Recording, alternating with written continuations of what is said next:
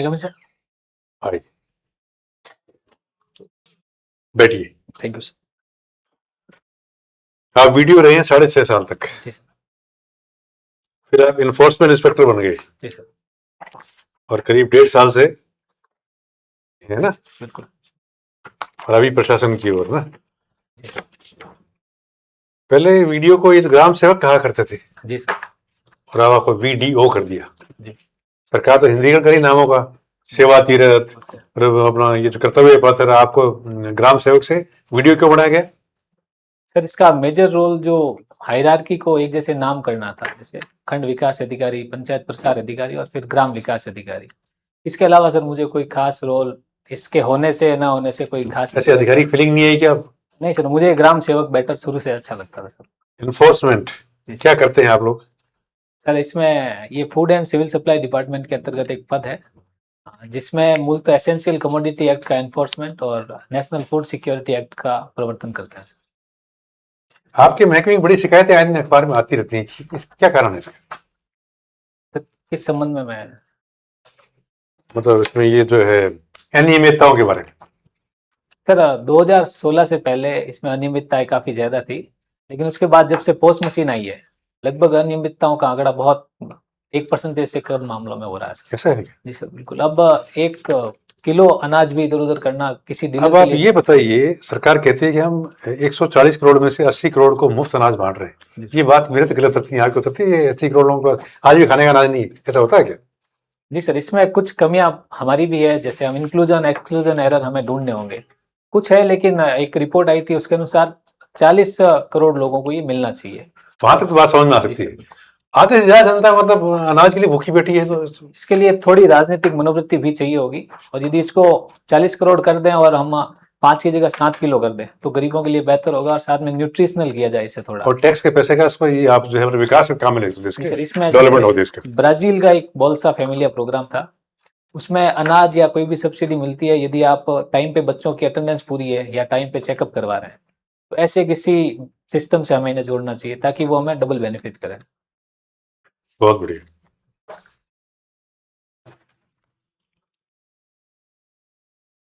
एक ये जो है आपके UGC के बारे में चल रहा है कुछ। जी सर। क्या है ये इशू, अखबार में क्यों चल रहा है?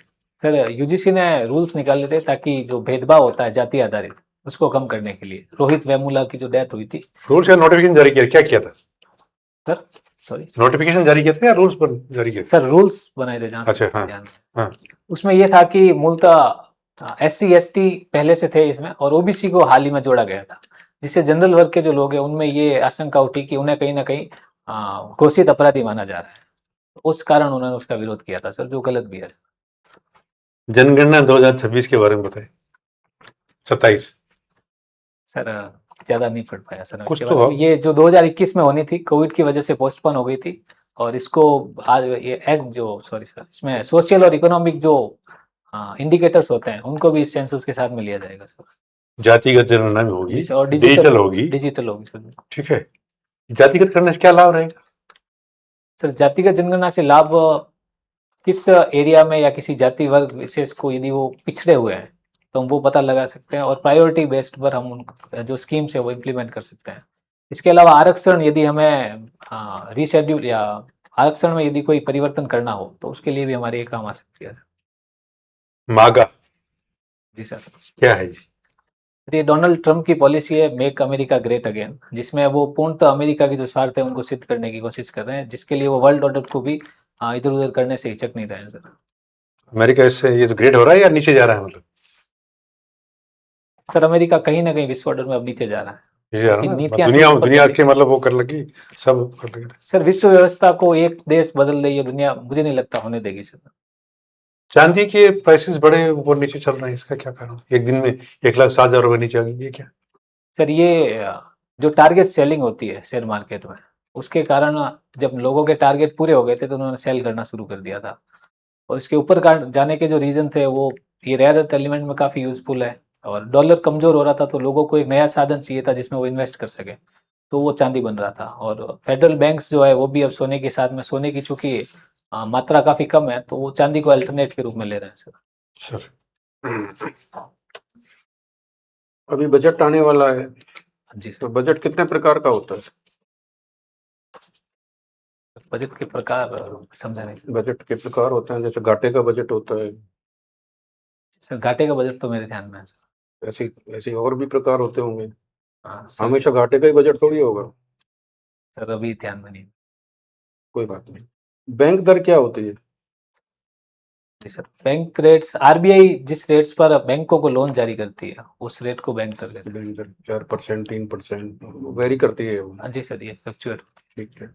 अच्छा ये बताइए, लोकायुक्त और लोकपाल में क्या अंतर है? सर लोकपाल सेंट्रल लेवल की बॉडी है और लोकायुक्त वो स्टेट लेवल की बॉडी है सर। अभी राजस्थान के लोकायुक्त कौन है? सर ध्यान नहीं आ याद रहा। नहीं है सर। लोकपाल कौन है? सॉरी सर, ध्यान वो में भी ध्यान नहीं है। अच्छा ये बताइए, जो लोकपाल होते हैं वो क्या प्रधानमंत्री की जांच कर सकते हैं? प्रधानमंत्री के खिलाफ कोई भ्रष्टाचार का आरोप है, उनका दोनों का ही पर्पज तो भ्रष्टाचार की जांच करना नहीं। होता बिल्कुल है। सर। तो यदि प्रधानमंत्री के विरुद्ध कोई भ्रष्टाचार के गंभीर आरोप लगाए गए हैं और लोकपाल को शिकायत की गई है, तो क्या लोकपाल, अभी जो लोकपाल अधिनियम है उसके तहत प्रधानमंत्री की जांच कर सकता है, या उसको प्रधानमंत्री को उससे विमुक्ति प्राप्त है? सर जहाँ तक मैं याद कर पा रहा हूँ विमुक्ति प्राप्त है पीएम को sir. Are you sure? Sir not 100%। चलिए, अपने राजस्थान के विकास में आप कौन कौन सी बाधाएं महसूस करते हैं अभी भी? सर राजस्थान के विकास में मुख्य बाधा एक तो महिला शिक्षा में हम काफी पिछड़े हुए हैं सर। हम्म, इसके अलावा जो कर्मचारी है सर वो अपने काम को कर्तव्य के रूप में नहीं देखते हैं। मेजरली कहीं भी जाएंगे हम कर्मचारी पूरी सीट पर पूरे टाइम में बैठने को तो भी ये अपना तो कार्य। राजस्थान की स्पेसिफिक प्रॉब्लम तो नहीं है? जी सर, स्पेसिफिक स्पेसिफिक प्रॉब्लम जानना चाह रहा हूँ मैं तो।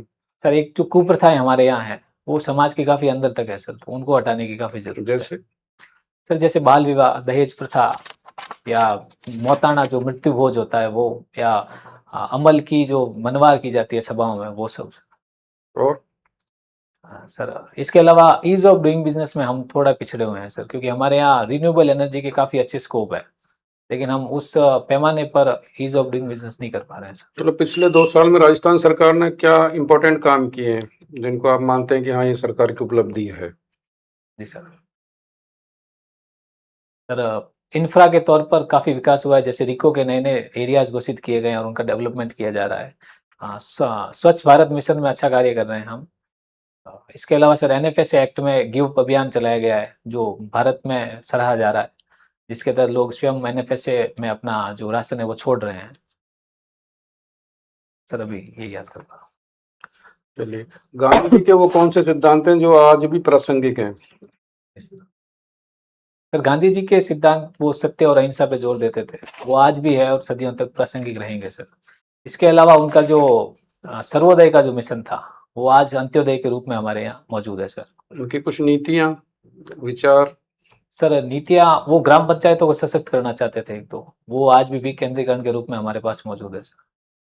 चलिए, मेरा आपसे आखिरी सवाल है। जी सर। सरकार एक नया विधेयक लाने जा रही है, डिस्टर्ब्ड एरिया एक्ट। जी सर। सुना है आपने नाम? हाँ सुना है क्या है ये? सर। जो अशांत एरियाज है, जो मेनली कम्युनल राइट्स की वजह से या किन्हीं और कारणों से अशांत रहे, वहां पर लोग डिस्ट्रेस सेलिंग कर देते हैं अपनी संपत्तियों की, तो उसे बचाने के लिए और वहाँ के किराएदार है उनका संरक्षण करने के लिए ये एक्ट लाया जा रहा है। तो ये तो और दिक्कत नहीं होगी? मान लीजिए कोई व्यक्ति अपनी संपत्ति बेचना चाहता है परेशान होकर, जी सर। तो अब बेच ही नहीं पाएगा। नहीं, यदि वो सही दरों पर और डीएम की अनुमति के बाद बेचना चाह रहे हैं तो मुझे नहीं लगता सर उसमें कोई दिक्कत होगी, और डीएम के ऑफिस में एक विशेष विंग स्थापित की जा सकती है इसके लिए, ताकि वो फटाफट निपटान हो सके इसका। रेट का तो डीएम को क्या पता लगेगा? डीएम तो अपने कानून व्यवस्था की दृष्टि से देखता है कि इस पर्टिकुलर प्रॉपर्टी को बेचने से कोई कानून व्यवस्था की स्थिति उत्पन्न नहीं होगी। जी सर, वो भी है, और कम दरों पे यदि बेच रहे हैं तो वो भी। रेट का पता ही नहीं लगेगा ना डीएम को, कैसे पता लगेगा? वो तो डीएलसी रेट पे बेच देगा। जी सर बिल्कुल, डीएलसी पे है तो मुझे नहीं लगता कोई दिक्कत होगी सर उसमें। चलिए, ठीक है मैम। ठीक है, आप ये बताइए, अभी नई भारतीय न्याय संहिता आई है, क्या इसमें सेडिशन वाला वर्ड यूज किया गया है या उसकी जगह कोई और प्रावधान लाया गया है? मैम सेडिशन की जगह दूसरे वर्ड्स यूज किए गए। क्या, जैसे आप बता सकते हैं कुछ? मैम राष्ट्र की अखंडता और जो संप्रभुता है उसको यदि चोट पहुंचाते हैं तो संबंध में ये।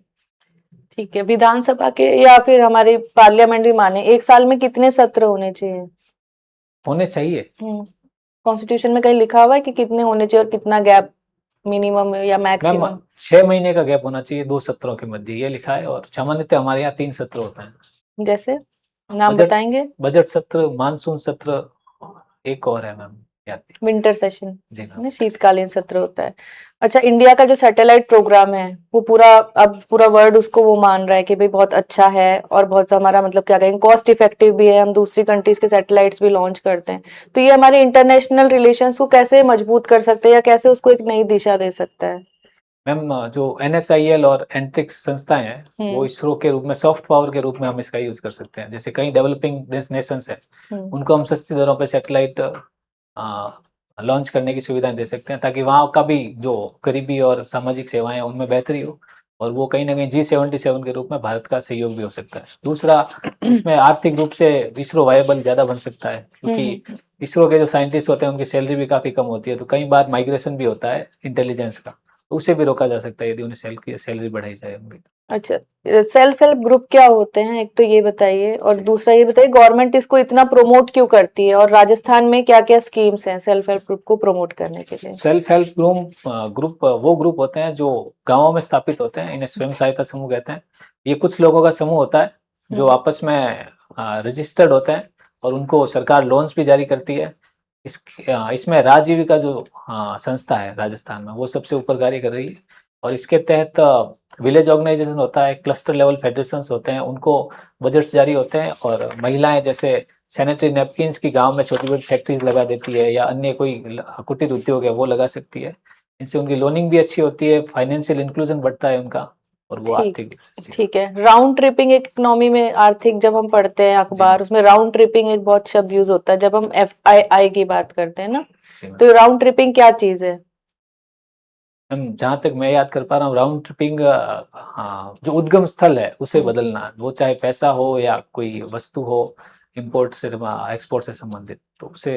अच्छा, नहीं, ये FII के लिए है, इसको अच्छा, पढ़ना है जी। ना, कि हमारा मतलब देश का पैसा ही घुमा के दूसरे रूट से ब्लैक मनी को व्हाइट कन्वर्ट करके लाना, उसको राउंड ट्रिपिंग कहते हैं। अच्छा, वेस्टर्न डेडिकेटेड फ्रेट कॉरिडोर, जी मैम। ठीक है, ये मतलब ट्रेन के लिए करा जा रहा है कि हम मतलब माल को ट्रेन से भी लेकर जाए, है ना, और मतलब पैसेंजर गाड़ी और वो वाली फ्रेट वाली अलग करें, तो ये कहाँ से कहाँ तक जाएगा western dedicated freight corridor? Ma'am जहाँ तक याद कर पा रहा हूँ मैं, दिल्ली से बम्बई के बीच में। वेस्ट है, वेस्ट दिल्ली से। मैम यही याद है। चलिए ठीक है, इसको देख लीजिएगा। अच्छा, आप मुझे बताइए, इंडिया और EU का जो ट्रेड पैक्ट है अभी बहुत न्यूज में चल रहा है, क्या इसके मुख्य प्रावधान है और क्यों इसे कहा जा रहा है कि बहुत ही मतलब इफेक्टिव होने वाला है या फिर बहुत फायदेमंद रहेगा सबके लिए? इसमें मैम EU के जो 27 देश है उस तक भारत के जो निर्यात है उनकी सीधी पहुंच बनेगी, और EU की जो अच्छी टेक्नोलॉजीज है वो भारत तक आसानी से आ पाएगी।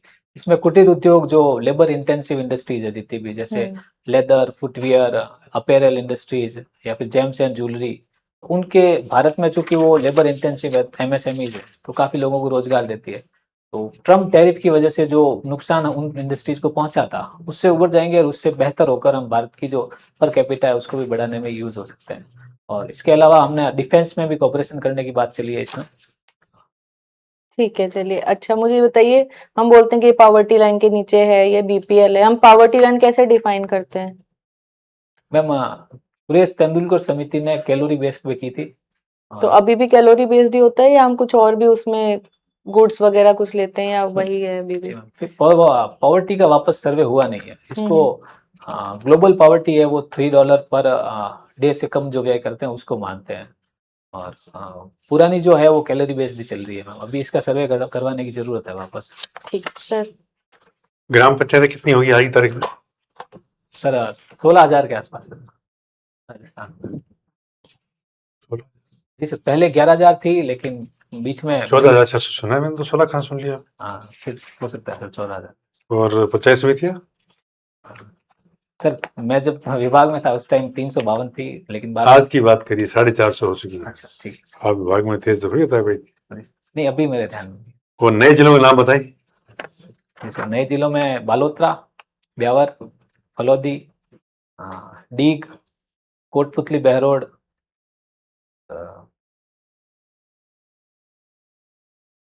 अभी पुरानी कमेटी ने 50 जिले बनाए थे, नहीं, नई ने 41।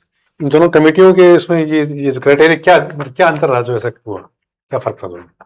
सर कुछ जिले राजनीतिक मांग के आधार पर बना दिए गए थे, जैसे दूदू जिला, तो या जयपुर उत्तर, जयपुर दक्षिण, या जोधपुर उत्तर, जोधपुर दक्षिण, तो मुझे लगता है वो इतने वायबल नहीं थे और जरूरत भी नहीं थी उनकी। और डी के बारे में क्या कहना है आप?